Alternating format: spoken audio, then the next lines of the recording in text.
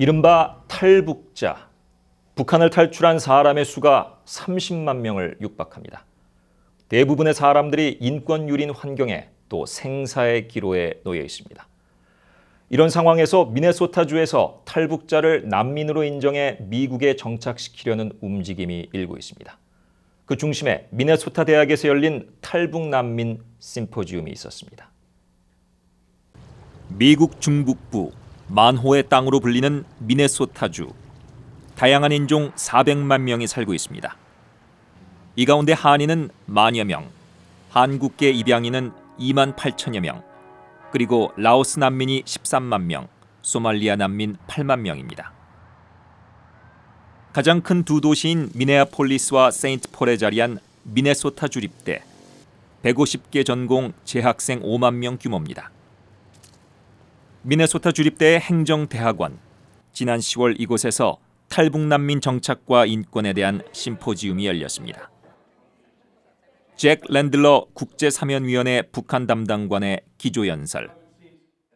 북한의 체제와 주민생활, 인권 문제, 탈북 현황 등을 짚어가며 북한 실상에 대한 이해를 도모합니다. Deprivation of food in favor of maintenance of the regime and its military, to me, is a profound violation of the human rights of the people of North Korea.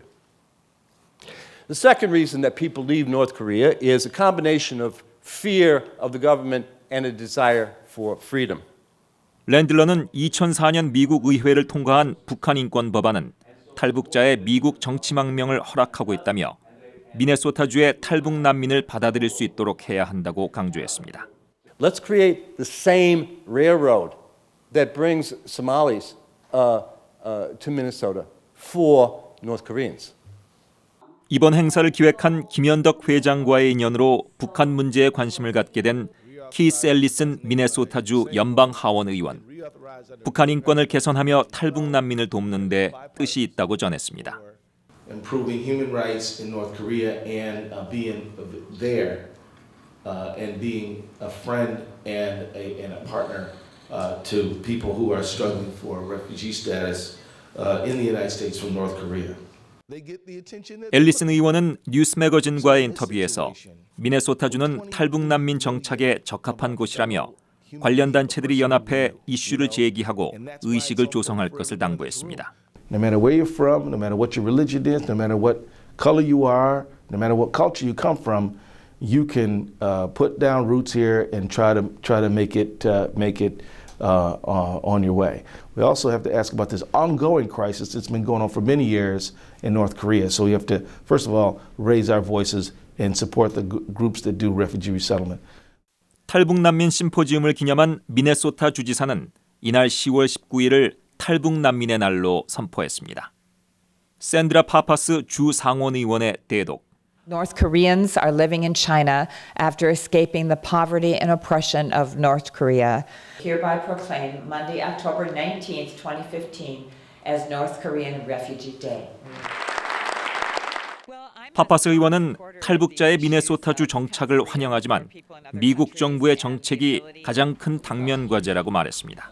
Even though we're a cold climate, we have a warm, welcoming environment for refugees, and we have a long history of welcoming refugees. And plus, we have a native Korean population that could help with the resettlement process.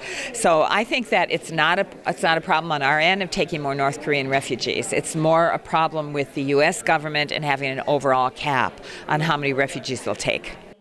지역 주민과 학생 100여 명이 참석한 심포지움. 북한 이슈에 대한 질의응답 시간에 이어 한국 음식이 점심 식사로 나왔습니다. 북한 인권과 탈북자 이슈에 대해 참석자들이 무엇을 느꼈는지 들어봤습니다. I'm a PhD student actually doing research on North Korea refugee-related stuff, and I think it's very important for Chinese government and people to learn more about the situation of North Korean refugees and make positive change to help them to obtain their refugee status and help them to land it in a better home. I think the state of Minnesota has more Korean adoptees adopting children from Korea than any other state in the U.S. And this gives a lot of Minnesotans a sense for empathy for Korea. 미네소타 지역 풍물단체의 연주에 이어 탈북자의 이야기를 담은 한국의 인기 예능 프로그램 이제 만나러 갑니다 제작진의 이야기가 함께했습니다. And because by warmly accepting these people into our countries, we are brought one step closer to a successful reunification of two Koreas. 어떤 이유로 탈북을 했든 그들이 남한에서든 미국에서든 당당히 새로운 국민으로 태어나 새로운 꿈을 실현할 기회가 점점 많아진다면 고통받는 북한의 주민들이 더 이상 전쟁 없이 하루빨리 자유를 찾을 수 있는 가장 빠른 방법인 것 같습니다. 오후 행사의 하이라이트는 2011년에 북한을 탈출한 주찬양 씨의 증언. Still painful to remember how he was tortured and got wounds on his back. 조부와 친척들이 고문을 당하고 강제 수용된 이야기. My aunt and her whole family was sent to concentration camp because her husband's grandfather was a pastor. My cousins that I played with were sent as well. Do you know your aunt's grandfather through your... Sorry. I'm sorry. 중국을 건너 태국에서 수용됐다 한국으로 오게 된 그의 파란만장한 이야기를 청중들은 숙연하게 경청했습니다. 생이별했던 가족과 3년 만에 재회한 감격도 나눴습니다. My younger brother was already in his puberty, and my sister was already a beautiful lady. And my parents looked healthier and younger than ever. We cried tears of joy and embraced each other. 주찬양 씨의 증언을 들은 미국 대학생들은 놀라움과 흥미로움, 배움이 교차했다고 말했습니다. I thought it was really interesting, like how her father and her family left before her, and how like she had to, kind of for a while she was just being like observed, and then afterwards she had to like kind of escape and stuff. And I thought like, wow, this looks scary. I think that I learned a lot about kind of the issues that are going on in North Korea right now and the issues with getting refugees into the United States. I didn't realize that there was such a long waiting period for North Korean refugees to come to America, which is probably why a lot of them aren't. And I think it would be really cool if a lot of refugees could come to Minnesota. I mean, we have a lot of refugees already from other various countries. 월요일 오전부터 6시간 동안 진행된 행사.